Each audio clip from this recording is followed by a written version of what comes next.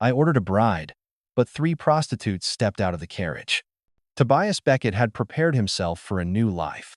A cabin in the desert, a few horses, and a wife by male well-behaved, well-mannered, enough to fill the void left by his wife and children.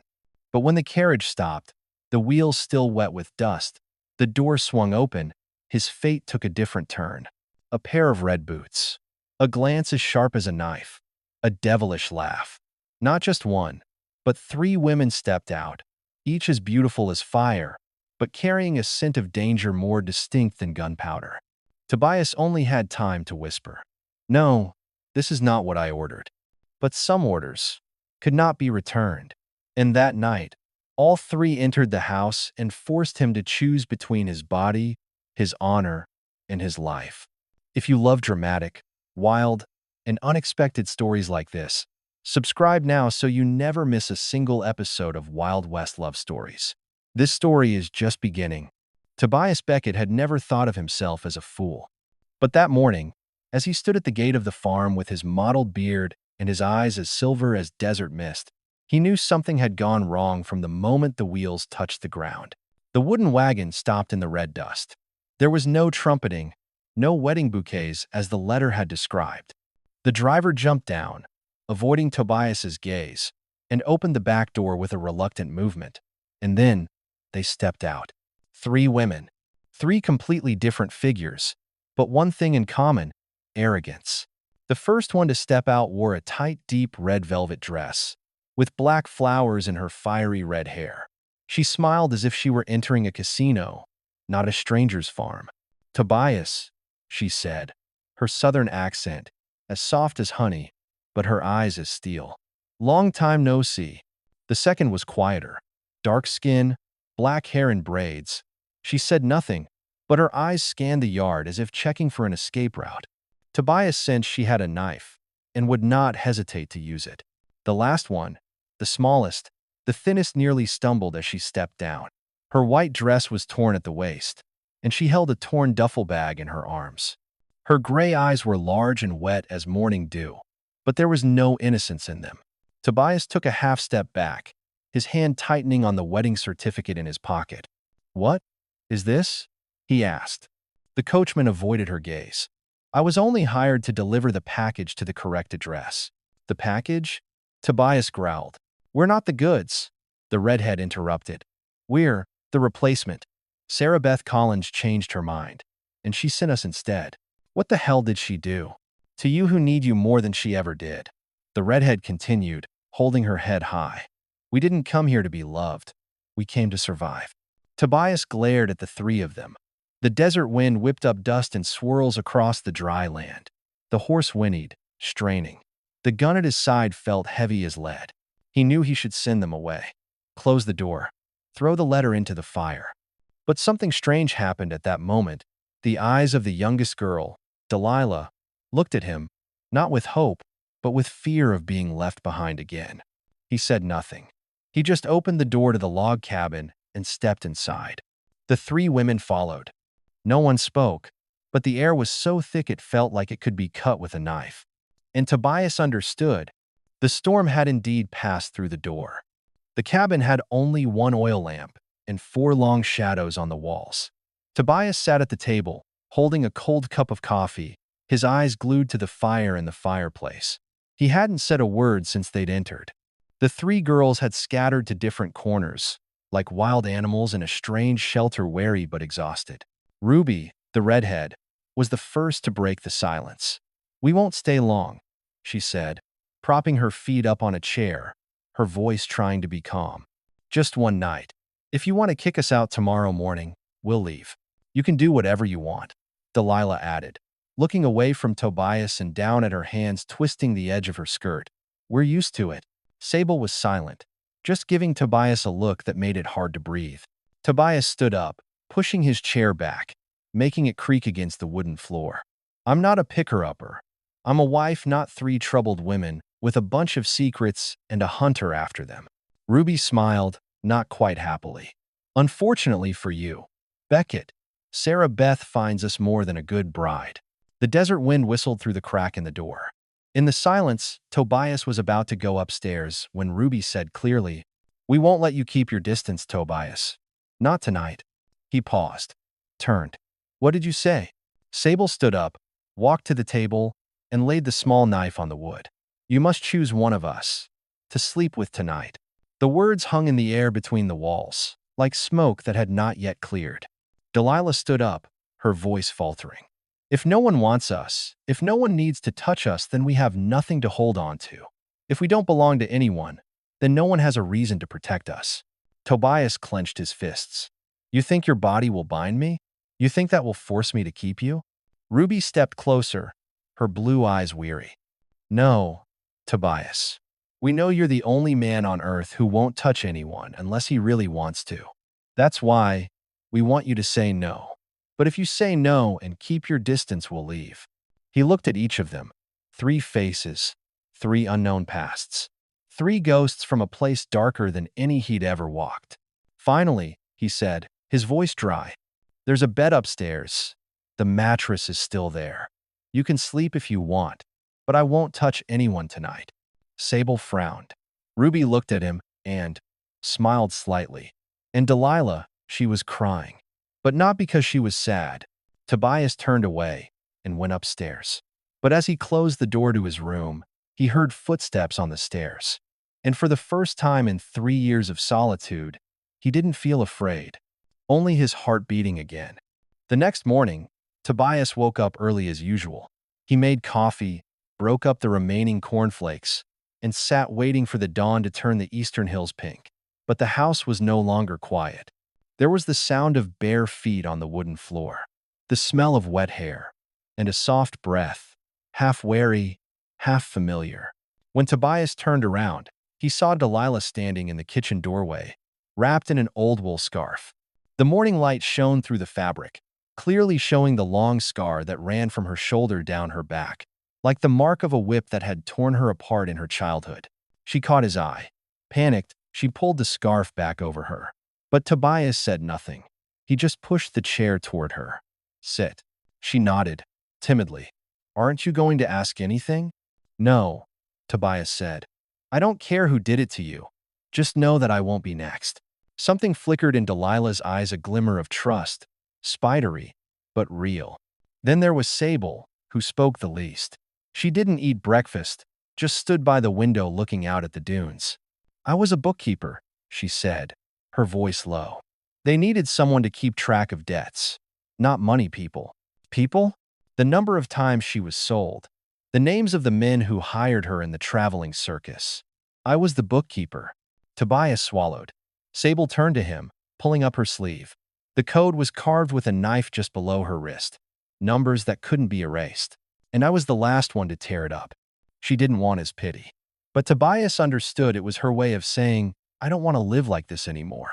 And Ruby, she was the last one to step out into the yard. The wind blew her old red dress, revealing her tanned skin and the bruises that had not yet faded.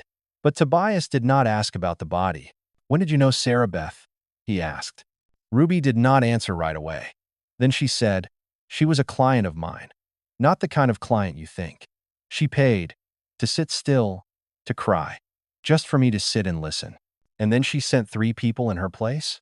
She said, "He needs someone to understand pain, not avoid it." Tobias looked at his cold coffee. Silence. Ruby came closer, leaned down and whispered, "You think we are just 3 useless prostitutes, but you are wrong. We are survivors, and we are choosing you to believe again." That morning, for the first time, Tobias could not hear his own windmills. Only the hearts of those who were once broken are beating again. The third night, a new moon hung thin as a knife in the sky. The cabin was silent. Tobias lay in his room, eyes open, hand on the pistol under his pillow, a habit he had thought he had broken. But the feeling returned. The feeling he had known as a soldier, someone out there, waiting. The sound of wood clanking in the stable. Then, the smell of burning. Tobias jumped up. He only had time to pull on his boots, grab his gun, and rush to the door. The fire was already spreading across the roof, black smoke curling like claws. He shouted, "Water, Ruby, Sable, get up." Delilah was the first to run to the water bucket. Sable said nothing, rushing to cut the ropes to release the horses.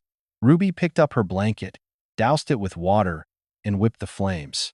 Tobias put out the fire before it consumed the entire stable. But the horses were spooked, and there were strange tracks on the ground large, deep, running straight out into the hills behind them. Tobias picked up something, a metal coin, palm-sized, engraved with a star and an M. He frowned. Ruby saw it, pale. Oh no, they marked it. What? That coin. She took it, trembling slightly. That's Morrison's way of signaling to a tracker. When it shows up somewhere, it means cargo located. To be picked up later. Sable stepped closer. He found us. Tobias frowned, his voice cold as steel. Who is he? Judge Everett Morrison, Ruby said. The man behind the biggest sex trafficking network in the 3 territories. He uses us for votes, land, and silence. Delilah squeezed Tobias' hand. We didn't run. We escaped. Tobias looked at the 3 women, their limbs covered in ash and sweat, their eyes still burning with the will to survive. None of them cried. He looked toward the dark hill where the footprints disappeared into the darkness. He wanted you 3, Tobias said. And now, he'll have me on his list. Ruby shook her head. You can leave us. We understand. Tobias walked back to the barn door, picked up his rifle, and cocked it loudly. Then he turned, his eyes as steely as a bayonet in the moonlight. I'm not leaving anyone. But from now on, we're no longer guests and hosts. We're comrades. Ghost Rock had once been a thriving mining town. Now it was a lifeless shell, left to rot in the wind and dust. Tobias hadn't been here in over a year, no reason to. Not until his stables burned down and his life was swept away by a storm of 3 women. He took Sable with him. She was quiet, reserved, and sharp. Ruby stayed behind to tend the house with Delilah.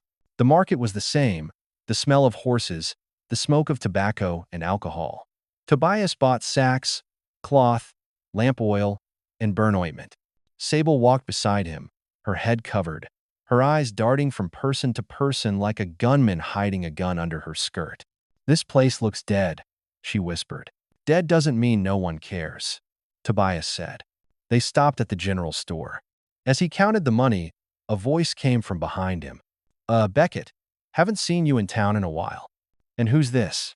Isn't it Carson? Tobias turned, clutching his pack of cigarettes.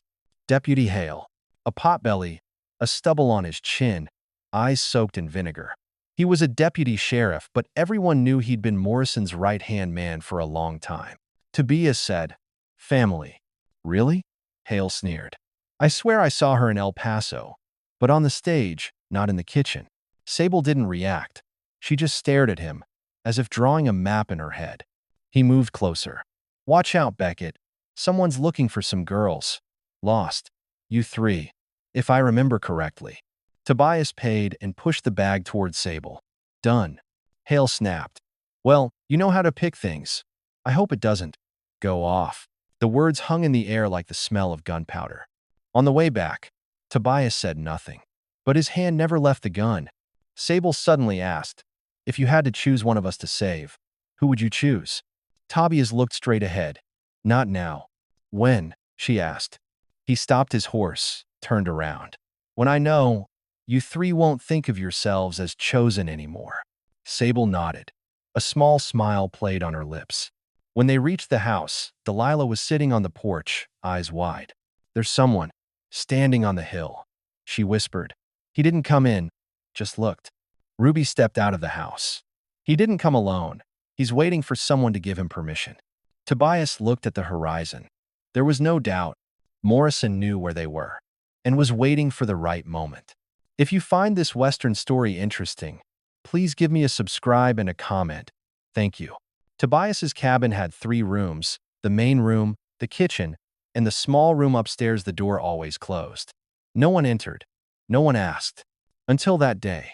Delilah stumbled upstairs, intending to find a towel. The door was ajar. She hesitated, but no one heard her. And then, she pushed gently. The room opened, and the past came rushing in. A small bed covered with a patchwork quilt, an unused wooden crib. On the wall was an embroidered picture of sunflowers, slightly askew. On a wooden shelf, a rag doll with one arm eaten by termites. Everything was intact. Delilah entered, her bare feet making no sound. She touched nothing, just stood in the middle of the room, smelling the old wood. The lavender soap faded with time. She sat on the edge of the bed, her hands on the soft quilt. Her lips pursed slightly. A moment later, the heavy thud of boots sounded behind her. Tobias stood in the doorway, his shadow stretching across the wooden floor. Delilah jumped to her feet. I'm sorry. I didn't know this was. It's Martha's room. Tobias interrupted, his voice unamused. And the babies? She never got to name. Delilah ducked her head. She didn't know whether to stand or walk. Didn't know if she'd just offended something or opened something. You know, Tobias said, stepping slowly inside. I kept this room exactly the same for 3 years. It's like, if I don't change anything, the memories won't go away. Delilah looked at him. Her eyes were wet, not with pity, but because for the first time she'd seen someone else's wound, not her own. Why did you leave me here? She asked, her voice hoarse. Because I think you're the only one who's never had a room that's truly hers. Delilah burst into tears. No noise. No drama. Just tears falling like pebbles into an empty wooden barrel, each sound so clear it was chilling. Tobias didn't console her. He just stood there silently, guarding for the necessary outburst. When Delilah raised her head, her eyes were different. No longer the wounded baby bird. No longer the one who thought she was only valuable when she was possessed. She was human, and for the first time, a man had looked at her that way. That night, as Tobias got ready for bed, he saw 3 blankets spread out on the porch. 3 women who had lived for their bodies were now lying in the open sky, sharing the starlight as if guarding him. No one said thank you. But in that silence there is a new faith being built with bare hands. Amid the ashes and unhealed scars, the safe was hidden behind a wooden wall behind an old bookcase. Tobias had hidden it since Martha had died, as if he wanted to bury it with the past. He hadn't meant to open it again, until Sable had walked quietly into the kitchen that morning and placed a hand-drawn sketch on the table, a diagram of a railroad that had never been built. "What's this?" he asked. "It's a map I copied from a notebook I used to keep," Sable said, her eyes never leaving the map. "They used us to move money, gold, and people. This line is where Morrison planned to take the land from the natives and give it to the merchants." Tobias clenched his fists. He knew that land. Martha had talked about it, told him not to sign a cheap sale, but he'd never understood why. Until now. "You think Martha knows something?" he asked. Sable nodded. "My wife was a temporary accountant for the land board. They didn't want her to see the real records, but she kept copies." That evening, when the house was quiet, Tobias took a kerosene lamp and a small shovel to the back of the closet. The panel was removed by hand. The safe was exposed, covered in dust. The code was the wedding date. His hand shook slightly as he turned the 3 numbers. Click. The safe opened. Inside, a thick file, a small wooden box, and an old letter. "If you die and I don't know why." Tobias didn't read the letter first. He opened the files, mine maps, water rights confirmations, unapproved Underground Railroad locations, all originals with government stamps. They were completely at odds with the records Morrison was using to take over the land. And then, in the wooden box, he saw 3 metal coins identical to the ones Ruby had shown him. But on the other side, engraved with the names of towns, as if marking reclaimed territory completed. Ghost Rock was next. Tobias sat silently by the fire, Martha's letter shaking in his hand. "Toby, if you find this, it means I didn't live to tell it all. They threatened me, but I don't want to live in fear. If you love me like you did, keep these documents safe. And if anyone needs saving, save them, like you saved me from myself. Don't let silence be our only legacy." When Tobias looked up, Ruby was standing in the doorway. No makeup, no lipstick, no mask. "She loved you," Ruby said softly. "To the end. And left me. A fight," Tobias said. Ruby stepped forward, taking the documents. "Not just you," she said. "From now on, we fight with you. Outside, The desert wind changed direction. It was no longer a lone wind. That afternoon, as the sun touched the horizon, a cavalry emerged from the western sand dunes. No flags, no gunfire. Just 3 horsemen in dusty tunics, slowly advancing toward Tobias's camp as if they knew exactly where he was. Ruby watched from the window, her face pale. "They're here." Delilah ducked behind the door. "Is that him?" "No." Ruby shook her head. "He never shows himself. He sends his men." Tobias stood on the porch, gunless, but his eyes were colder than steel.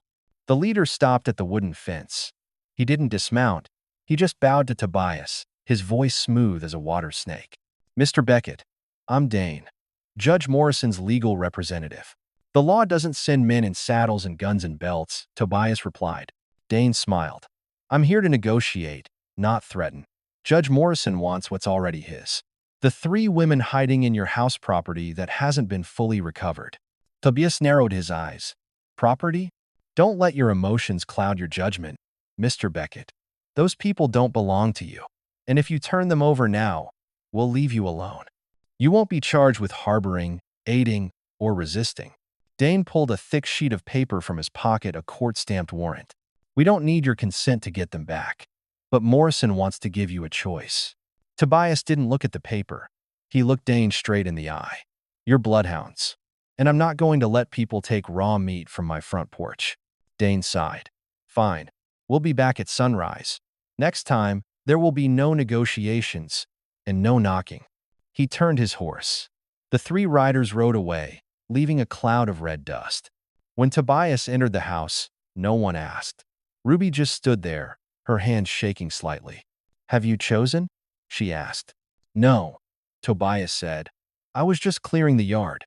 Delilah sat down on the ground, her face buried in her pillow. Sable took out her gun and wiped it without saying a word. Tobias looked at the 3. The people who had been property. The people who were now people. "We have one night," he said, "to prepare." "And then?" Ruby asked. Tobias stepped out onto the porch, looking toward the sunset. The wind blew his shirt, blowing away the remains of a peaceful life. "Then, they will learn," he said, his voice low, "that there are men who will not give anyone up, not even to death." Before dawn. No drums, no horns, just the sound of horses' hooves like a dying heartbeat on the cold sand. Tobias had been up since midnight. He checked every gun, every bullet. Delilah prepared bandages. Ruby brought a bucket of water from the well. Sable sat on the porch, her dagger in her hand as if she had been waiting for years. "Are you sure you want to stay?" Ruby asked one last time. Tobias looked at her. "You're the only one who's ever asked me that." When the darkness was as thick as black cloth, the gunshots rang out. No warning. A bullet blew open the front door. Delilah screamed. Tobias pulled her down, his pistol whining in response. "They're in," Sable shouted, throwing the oil lamp through the window. It exploded, spreading the flames to the horse trough. One of them burst into flames, screaming like a demon. Ruby pulled Tobias behind the closet. "They want you, not just us. They can't have anyone." Tobias shouted and fired straight into the darkness outside. Blood spattered the wooden wall. The fire spread faster than expected. The stables, then the roof, then the kitchen began to burn. "They burned the whole house," Delilah cried. "They don't need to survive, just destroy it." Sable looked at Tobias. "The cellar under the floor, is it still usable?" Tobias nodded. "Take Delilah with you. Follow the tunnel to the back barn. Ruby and I will hold them off." Delilah snarled. "No, I won't leave you." "Go," Tobias shouted. "You lived for others. Now you live for yourself." Delilah nodded, tears rolling down her cheeks. Sable pulled her into the raised floor. The floor door collapsed like a cliff. The other 4 rushed in. Tobias shot 1, then 2. Ruby was wounded. A bullet grazed her shoulder. Blood stained her red dress. "Are you still beautiful?" She laughed, coughing. "Beautiful until you die," Tobias said, pulling her back. But the fire had consumed most of the house. The roof collapsed like thunder. Wood fell. Black smoke filled their lungs. They rushed out the back door just as the other man raised his gun. Ruby didn't think. She lunged at him, knife in hand. Tobias didn't have time to stop her. They wrestled to the ground. Gunshots rang out. Both were motionless. Tobias shot the second man right after. He ran over. Ruby was still breathing, weakly. Don't let them get it. Get what? The thing in the safe. Tobias carried Ruby out of the house, now a giant torch in the night. He rushed to the back barn, kicked open the door, and found Sable and Delilah waiting. She's hurt, he said, setting Ruby down. We have to go. They'll be back. And home? Delilah asked, tears in her eyes. Tobias looked at the fire. It was in his eyes not mourning, but burning determination. They burned my home, he said. Now, we burn their empire. They left camp at dawn. The fire was still smoldering behind them. The smell of smoke, blood, and detritus lingered along the way. Ruby was laid out on the wagon, her shoulder bandaged. Her face was pale, but her eyes were open, alert, determined. I'm not dead, she said, unless that bastard sees me one last time. Tobias just nodded. Delilah held a metal box, the one Ruby had mentioned. Inside, there were black books, handwritten notes, receipts, and even forced confessions evidence against Morrison. If we could just get this to the federal courthouse in Abilene, Sable said, everything would change. Tobias was silent. The morning wind stirred the dust from the road. Each hoofprint was a step closer to the truth. 3 days later, they reached Abilene. The federal courthouse was on a hill, gray stone, the American flag fluttering in the midday Sunday. Tobias had never entered a place so solemn and felt his heart sink. They entered. Delilah handed the box to the clerk. Urgent, concerning the Rock Creek District Judge. The clerk frowned as he read the name. Then he fell silent, took out a brass key, and disappeared behind a heavy door. An hour later, they were called in to see Federal Inspector Henry Lowe. Henry Lowe was a man with gray hair, round glasses on his nose, and a look that could not be deceived. This document, he said, his voice low, is a bomb. And we, Tobias said, are just the trigger. Henry nodded. If I act, I need you to be my witnesses. All three of us, Ruby said hoarsely, were bought by him, erased from his records, and thrown away like trash. If the court needs to hear from us, we'll tell you. Henry looked at them for a long moment. Then he stood up. Tomorrow morning, I'll convene a special jury. If the testimony matches the records, I promise, Morrison will no longer be a judge. He'll be wearing prison clothes. When they walked out, the sunset was red as fire. Ruby sat on a wooden bench in front of the square. The wind blew her hair. Tobias handed her a piece of cake. We're not safe yet, he said. I know. Then why are you smiling? Ruby bit into the cake, then looked up at the sky. Because for the first time, I've seen my name spelled correctly. Tobias frowned. On the records?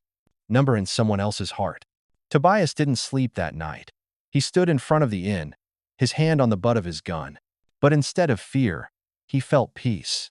He was no longer the man who bought a wife to fill his loneliness. He had regained his honor and was demanding justice. The wind had calmed that morning. For the first time in weeks, there was no whisper of storm nor warning in the sky.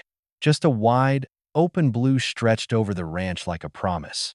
Tobias Crow stood by the fence he had rebuilt with his bare hands, staring out over the golden grass that shimmered in the sunlight. His hat hung at his side, not on his head, and for once, he let the sun hit his face without flinching. Behind him, laughter echoed softly from the porch, the kind of laughter that once would have startled him, made him retreat. Now, it rooted him. Inside the cabin, the world had changed. There was no longer a man afraid of his own silence, and no longer three women hiding behind walls of performance, survival, or shame. There was just them, Tobias, Delilah, Maeve, and Ruth, and the choice they made, every day now, to belong to one another. The changes didn't come all at once. There were days it still hurt. Ruth had taken to feeding the chickens before dawn, as if she needed to prove she had a place here that wasn't just temporary. Maeve cooked enough to feed a crew of 10 and still worried it wouldn't be enough. Delilah sat long hours at the sewing table near the window, mending worn linens and humming songs no one else knew. And Tobias, he learned how to listen. He listened to the silence in their voices when they didn't know how to ask for comfort. He listened to the way they avoided mirrors, or the moments they stood too still, afraid of being seen for who they had been. He noticed the way Delilah flinched at loud footsteps, how Maeve kept counting coins even though no one paid her anymore, how Ruth woke up in sweats when the wind howled at night. He never asked them to be anything other than who they were. And maybe that was what broke the curse. On the day the letter arrived from the town council, Tobias didn't tell the women right away. He read the stamped envelope under the oak tree, hands shaking more than he liked. It was a formal notice. The ranch had been cleared of all debts, the title officially transferred, and the accusations of harboring immoral women had been withdrawn. A quiet word from the sheriff, whose wife had been healed by Ruth's poultices, had seen to that. Tobias smiled as he read it again. For the first time in his life, he had nothing left to pay, not to banks, not to ghosts, not to shame. He walked back to the house and handed Delilah the letter. She read it silently, eyes scanning it again and again. Then, without a word, she passed it to Maeve. Maeve read it once, let out a breath that trembled, and placed it in Ruth's hands. Ruth didn't cry. She folded it neatly, held it against her chest, and whispered, "I don't want to leave." No one answered. They didn't need to. That night, they sat on the porch as the stars came out one by one. Tobias brought out the old guitar he hadn't touched in years. His fingers stumbled on the strings, rusty from time, but the women didn't laugh. Instead, they leaned in, as if the sound itself was sacred. Maeve reached for his hand. Ruth leaned her head on Delilah's shoulder. Delilah whispered, "Play that song again," though he hadn't played anything yet. So he did. And in that music, raw and trembling, something old broke free. The next morning, Tobias woke to the smell of bread and the soft clatter of plates. He walked into the kitchen and saw something that made him stop in the doorway. The women were dancing.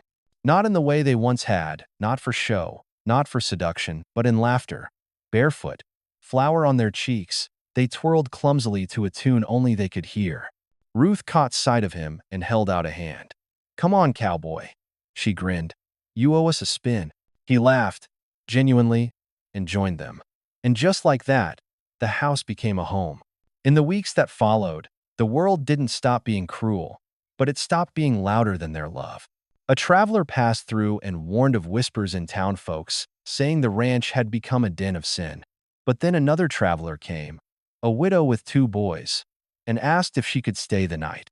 Delilah gave her the upstairs room. Maeve cooked her stew.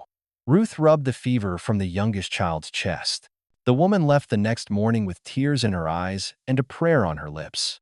After that, more came: broken women, lonely men, old folks with nowhere to go.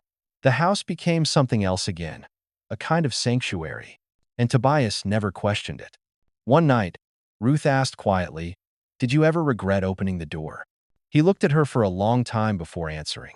"I didn't open the door," he said. "You did, and I'm the one who walked through." Delilah reached for his arm. Maeve closed her eyes, and in that stillness, there was a kind of truth none of them had ever dared to hope for. Seasons passed. The fence lines were mended again and again. The porch swing finally stopped squeaking. The chickens had names now. The world outside remained rough, but inside their fence, time softened. Delilah planted lilacs. Ruth started teaching the alphabet to the orphans who came through. Maeve built a coop from scratch, and Tobias, he kept learning how to stay. He had lived a long time thinking silence was strength. Now, he knew better.